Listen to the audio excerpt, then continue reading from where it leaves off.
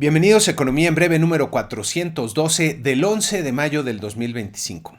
Hay humo blanco finalmente en el Vaticano. De hecho, en la semana hubo humo blanco para varias cosas que se definieron, pero comencemos por el nuevo papa que ya tenemos, que es Leo XIV, un papa de ascendencia estadounidense, aunque estuvo mucho tiempo en América Latina, habla muy bien el español, estuvo principalmente en Perú. Entonces ya tenemos un nuevo papa en el mundo. Pues esperemos que tenga mucha suerte y que efectivamente sea guiado por el Espíritu Santo en estos tiempos tan complicados que está viviendo el mundo.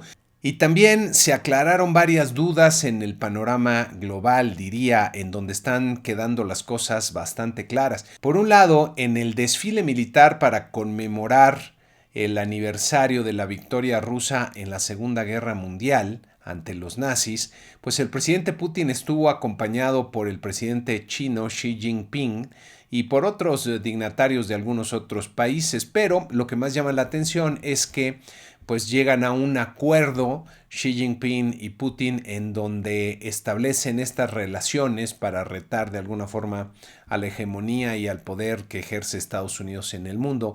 Entonces está muy claro lo que está pasando y cómo se están alineando las cosas en el mundo. Hay que recordar que China pues también por otro lado está tratando de acercarse a otros países, especialmente a Europa, para tratar de tener pues mercados abiertos ahora que el mercado de Estados Unidos se está cerrando. Pero luego de esta visita y este acuerdo que tiene con Putin, pues me parece que a los europeos les quedará muy claro que tampoco pueden confiar en los tratos con China y con el gobierno chino. Entonces, esta es otra de las definiciones. Y también en Europa, pues el presidente de Ucrania se reunió con varios de los presidentes europeos que conforman esta coalición llamada la coalición de los que quieren, de los que están dispuestos a apoyar a Ucrania.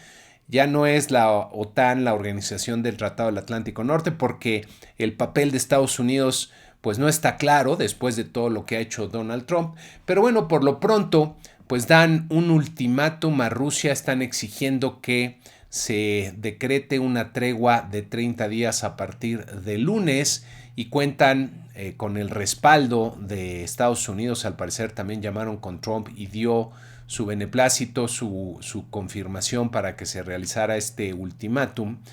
Y pues bueno, ahora veremos qué es lo que hace el gobierno de Putin. Si no realiza esta tregua, si siguen las hostilidades, pues entonces se aplicarán nuevas sanciones al gobierno de Putin que incluirán no solo temas energéticos y toda la flota de cargueros, estos cargueros sombra que se llaman, que siguen comerciando con el petróleo ruso por todo el mundo, sino en otros sectores de la economía. Entonces vamos a ver aquí qué es lo que pasa. Y en otra noticia que también hay que comentar, pues finalmente se alcanzó el principio de un acuerdo, diría, de un acuerdo comercial entre Estados Unidos y el Reino Unido, en el cual pues se libran buena parte de los aranceles importantes que había amenazado Trump, pero se queda al final del día un arancel del 10%, y esto me llama mucho la atención porque Reino Unido siempre ha sido el principal aliado de Estados Unidos. De hecho tienen un superávit comercial con ellos.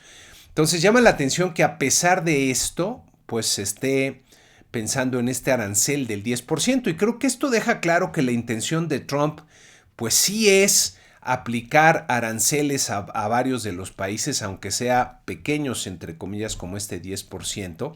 Sin embargo, este 10% de aranceles, si se aplica efectivamente a todos los países, pues va a tener repercusiones importantes sobre Estados Unidos, especialmente en términos de inflación. Lo van a pagar los consumidores y ya veremos qué efectos empiezan a tener. Por cierto, esta semana y la siguiente se van a empezar a resentir los efectos de todo el ruido generado por los aranceles, ya que muchos de los barcos que deberían estar llegando con mercancías a los diferentes puertos de Estados Unidos, pues ya no van a estar ahí, y veremos ahora a los consumidores empezando a vivir en carne propia las implicaciones de las medidas tomadas por Trump, y ya veremos cómo reaccionan. En lo que fue, diría, el evento económico más importante de la semana en Estados Unidos, la Reserva Federal, pues tomó su decisión de política monetaria tal como se esperaba, dejó las tasas de interés sin cambio, pero hubo un cambio bien interesante y notable en su comunicado.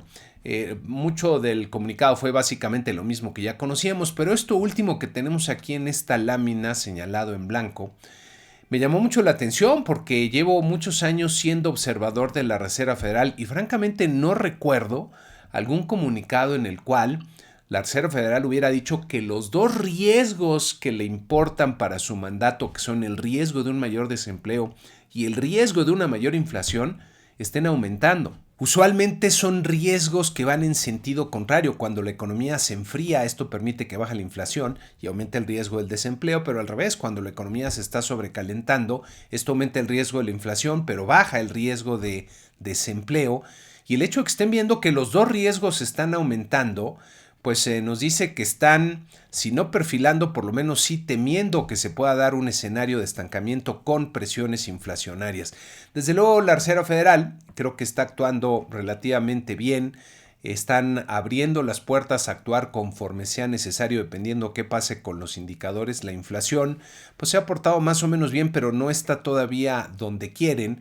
Como pueden ver en esta siguiente gráfica, ha venido bajando, pero en los últimos meses ha tenido por ahí algunos vaivenes y no logra consolidarse cerca del 2%. Entonces, lo más probable es que esta pausa en las tasas de interés continúe por un tiempo.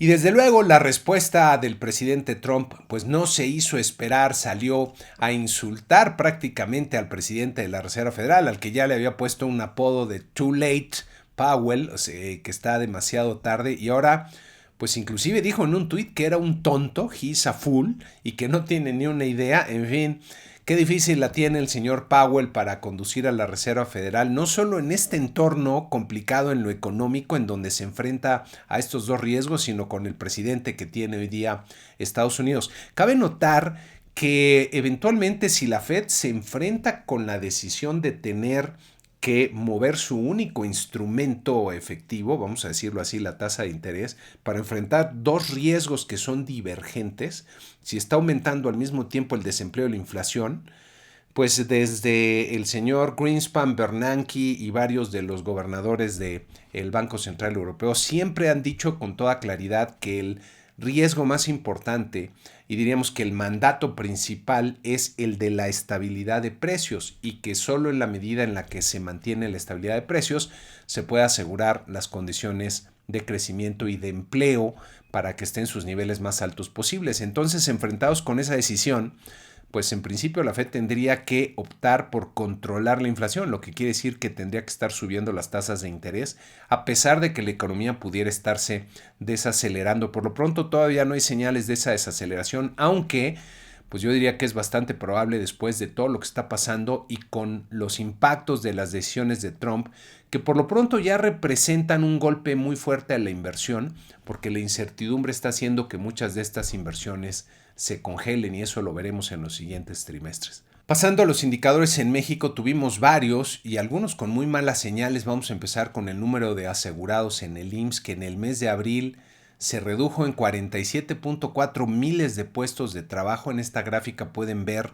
abril de este año comparado contra abril de otros años y pueden ver que no es usual que se pierdan empleos en abril, solo ha ocurrido eso en la crisis del 2009 y en la crisis de la pandemia. Entonces, por eso mismo el resultado de abril es muy malo y sugiere pues no solo que la economía está en una situación bastante débil, sino también que el mercado laboral está bastante afectado por todos los cambios que se han hecho en el marco regulatorio y que están haciendo cada vez más difícil para las empresas generar empleos formales. Otra estadística que viene en el reporte del IMSS y que pueden ver en esta siguiente gráfica es el número de patrones. Y nuevamente en abril se redujo el número de patrones, como pueden ver en la gráfica que ya llevamos 12 meses con contracciones, con reducción en el número de patrones en el IMSS. En esta siguiente gráfica pueden ver el número total de estos patrones, cómo se ha venido desinflando, se ha venido bajando y nuevamente esto me parece una muy mala señal porque habla de la debilidad de la economía y las dificultades que tienen las empresas para generar empleos formales. También en la semana tuvimos el consumo privado del mercado interior y la inversión. Estos son datos de febrero que ya hemos platicado que febrero de este año es un mes muy difícil para leer con precisión por los problemas que tiene la desestacionalización de las cifras. Y por lo mismo hay que tomar las cifras con mucha cautela. Tal como pasó con otros indicadores, el consumo privado crece fuerte en febrero, 1.2%. Es un crecimiento muy fuerte, pero nuevamente hay que tomarlo con mucha reserva porque desde mi punto de vista es muy probable que la desestacionalización esté sobreestimando fuertemente lo que pasó. En esta siguiente gráfica pueden ver el repunte que se da en febrero, a pesar de lo cual pues no recupera los niveles que tenía hace unos meses y diría que todavía lo seguimos observando en una trayectoria descendente. Como podemos ver en esta gráfica con las cifras originales no desestacionalizadas, pues los últimos datos traen una caída bastante clara. Lo que pasa es que la caída de febrero es usual y por eso cuando se convierte a las cifras desestacionalizadas, en lugar de ver la caída, pues estamos viendo un rebote, porque la caída no fue tan fuerte como la que hemos tenido en otros meses de febrero, pero nuevamente hay que tomar eso con mucha reserva. En esta siguiente gráfica, regresando a las cifras desestacionalizadas, podemos ver el consumo privado de los bienes nacionales, que creció 2.1%, a pesar de lo cual, pues sigue básicamente estancado ya por más de 2 años y medio, casi 3 años, como pueden ver aquí en la gráfica. El consumo privado de servicios creció un poco, 0.3%, y mantiene una tendencia ligera ascendente. No va mal por lo pronto el sector servicios, vamos a ver cómo viene en los siguientes meses. Y el consumo privado de los bienes importados repuntó de forma muy fuerte en febrero, pero siguen todavía dentro de una tendencia de baja muy clara después de todo el repunte maravilloso que tuvieron a partir del 2023. Las cifras de inversión, en cambio, pues mostraron un crecimiento en el total pues prácticamente marginal, 0.1%, con diferencias importantes. Si vemos en esta siguiente lámina la inversión total con cifras desestacionalizadas, pues trae una tendencia descendente. Ya se nos apareció por ahí la batiseñal, lo cual querría decir que estamos en problemas en términos de la inversión, como pueden ver aquí en las orejitas del Batman que se está dibujando en la gráfica de la inversión. Y esa es una forma de decir que hay un panorama muy complicado para la inversión, no solo por la incertidumbre externa, sino también por los cambios internos que se han hecho, especialmente lo que está pasando con el Poder Judicial. Si vemos esta siguiente gráfica de las cifras originales, estas no están desestacionalizadas, aquí podemos observar que hay un cambio muy importante en la estacionalidad. Vean los picos y los valles que teníamos antes de la pandemia y cómo cambian después de la pandemia. Entonces aquí hubo cambios importantes y nuevamente por eso habría que tomar esas cifras con mucha reserva. La inversión pública, por otro lado, que pueden ver aquí, y esta está en cifras originales, no están la desestacionalización, el INEGI no presenta desestacionalización para esta serie, pues trae una caída importante y como podemos ver estamos en los niveles más bajos, parecidos a los del 2022, de los que podemos ver aquí en esta gráfica, entonces malas señales. Y dentro de la inversión, la que se refiere a construcción no residencial, después del rebote milagroso que se da a partir del 2023, pues viene de bajada, en los últimos meses ha seguido cayendo.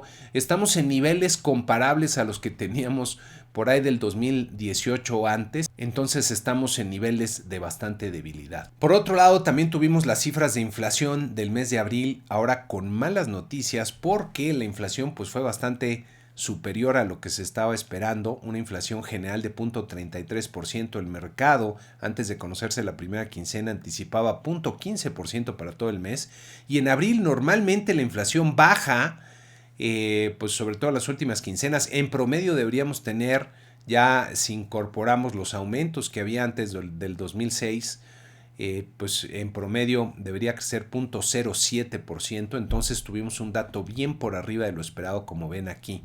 En esta siguiente lámina pueden ver los principales precios, los genéricos que afectaron al alza y a la baja. En la parte de la baja es usual las tarifas de energía eléctrica de verano, que son más baratas, ayudan a que la inflación baje, pero ahora tuvimos muchos genéricos con incrementos importantes, destacando el jitomate, aunque hay varios servicios ahora como la vivienda propia o las loncherías que siguen creciendo a ritmo importante. A tasa anual, la inflación rebotó a 3.93% y creo que esto es algo que ya se está saliendo un poco del guión que esperaba Banco de México. Si vemos la inflación subyacente que excluye los componentes más volátiles, también tuvimos aquí muy malas noticias porque fue 0.49%. Antes de la primera quincena, los analistas esperaban 0.35% y lo usual debería ser alrededor del 0.29%. Entonces fue un muy mal resultado para la inflación subyacente, como ven aquí, que a tasa anual, como ven en esta otra gráfica, repuntó a 3.93%, también coincidió con el INPC. Entonces está nuevamente acercándose al 4%, ya dejó de descender. Esta debería ser una señal pues de preocupación para Banco de México, que están pues muy dirigidos, como que están muy encaminados a bajar nuevamente la tasa de interés, pero la inflación ya dejó de portarse bien por lo pronto. Si vemos en la inflación subyacente sus principales componentes, las mercancías ya están repuntando, ya están por arriba del 3%. Los servicios que habían venido bajando ahora repuntaron un poquito a 4.56%. Entonces, malas noticias en la inflación. Y también tuvimos malas noticias en lo que se refiere a la industria automotriz, ya que pues tanto las ventas internas como la producción y las exportaciones cayeron a tasas anuales. Aquí pueden ver las ventas internas sumaron 108.3 miles de unidades por debajo de hace un año y en uno de los niveles más bajos de los últimos 2 años. También la producción fueron 326.1 miles de unidades. El dato de producción no se ve tan mal, pero sí estuvo muy por debajo del de hace un año. Y yo creo que aquí se están empezando a resentir ya los efectos de la incertidumbre de las tarifas de Estados Unidos, de Trump. Y en las exportaciones también lo mismo. Tuvimos una caída muy fuerte a tasa anual en las exportaciones, como ven aquí, sumaron 257,000 unidades, en una lectura también relativamente baja. Entonces creo que esto ya está empezando a reflejar pues toda esta inquietud e incertidumbre que se ha generado en torno a las tarifas de Donald Trump. Los mercados pues no les fue tan mal en la semana. De hecho, como pueden ver aquí en nuestra tabla usual, nuestros 10 principales mercados accionarios que seguimos tuvieron altibajos, algunos subieron, otros bajaron. En promedio el índice, el promedio de los 10 índices terminó subiendo 0.5%, un incremento pues más o menos relevante. En la Bolsa Mexicana de Valores, como pueden ver en esta siguiente gráfica, pues fue una buena semana a pesar de la caída de los últimos días. La bolsa ganó 1.3% en la semana y terminó en las 56,551 unidades. Y nuestro tipo de cambio estuvo fluctuando en un rango bastante acotado y más bien apreciándose, terminando la semana justo en 19.50 pesos por dólar. La semana que viene vamos a tener relativamente poca información. En México destaca la producción industrial del mes de marzo. Vamos a ver cómo vienen ahí las cifras. Tendremos luego el jueves el indicador oportuno del consumo privado del mes de abril y destaca sobre todo la decisión de política monetaria de Banco de México. Me da la impresión de que la Junta de Gobierno está muy encaminada a bajar la tasa a otros 50 puntos base, aunque la inflación ya nos está portando tan bien. Vamos a ver si esto es así o si cambian en el último momento su decisión. Yo creo que lo prudente sería por lo menos aminorar el ritmo de baja a 25 puntos base o inclusive hacer una pausa como la Reserva Federal, pero les digo, me da la impresión de que están ya muy encarrerados para bajar la tasa nuevamente. Y en Estados Unidos vamos a tener también inflación al consumidor del mes de abril, a ver cómo viene, ventas al menudeo y producción industrial del mes de abril, muchos datos importantes para ver qué está pasando al inicio del segundo trimestre con la economía de Estados Unidos, recordando que Trump pues sigue suelto y vamos a ver con qué cosa nos sale esta semana. Miren, para Misión Prosperidad les tengo un anuncio. Ya no voy a estar compartiendo en el programa de Economía en Breve estos comentarios, pero voy a empezar a hacer comentarios más seguidos de Misión Prosperidad que podrán ver tanto en el canal de Economía en Breve como en un nuevo canal que se llama Prosperidad MX. Entonces, para simplificar este programa de Economía en Breve, que es un análisis de coyuntura, vamos a separar ya Misión Prosperidad y vamos a incluir los comentarios aparte.